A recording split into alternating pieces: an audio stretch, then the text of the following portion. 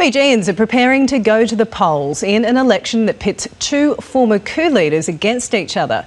The incumbent Prime Minister, Frank Bainimarama, says Fijians can't trust the main opposition leader, Bainimarama. Our reporter, Hannah Sinclair, is in the capital, Suva. She joins us now live. Hannah, how have the final days of campaigning played out?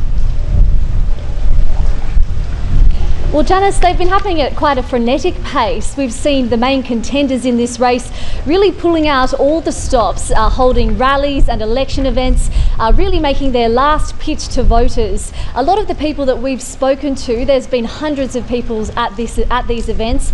A lot of them are already decided in terms of who they'll actually vote for. Some are very happy with the way that the government's running at the moment, but others have raised concerns about issues like healthcare and the minimum wage. This is an election that's being watched closely internationally and by analysts who have raised concerns about media freedom in the country. Rallying the party faithful, hundreds bussed in from out of town to meet the Prime Minister, Frank Bainimarama.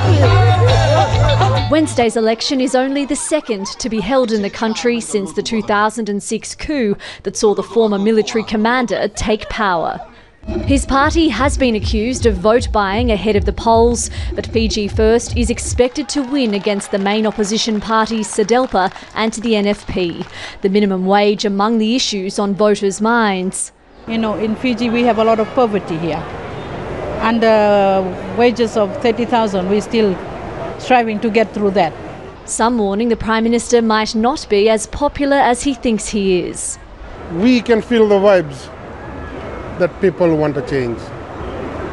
So to be fair, I'll predict it'll be a very close election. Almost no criticism of the government is published or broadcast in Fiji, with journalists restricted by a draconian decree Mr Bainimarama authorised in 2010.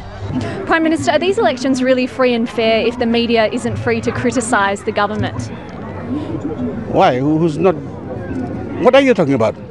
Media freedom laws here in Fiji. Media freedom is here in Fiji. Anybody wants to criticise the government, they can criticise the government. Have you been reading the papers lately? I have. Okay. So the media has been criticising the government. So what the hell are you talking about? So you're encouraging criticism here in this election? I don't know. I think you go back to Australia. Go back. Go back to Australia and then come back to Fiji and see what life is all about in Fiji. How important is Fiji's relationship with Australia? Good. Very good. Okay? It's very good. The man behind two coups in 1987, Bainimarama, is heading up SEDELPA, but he might not even be eligible to run. A court will decide tomorrow on alleged anomalies in his financial declarations in an anti-corruption case. A legal hurdle that could see Fiji's other strongman secure a win.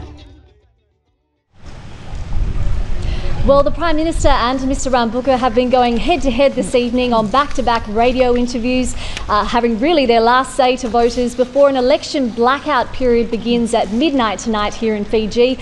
What that means is that campaign events stop and that the various posters that we've seen all across the island, from Nadi to Suva, they will be coming down, and voters will really have a few days to consider who they'll be picking come Wednesday. Janice? Thanks so much, Hannah Sinclair, asking all the tough questions there from Suva.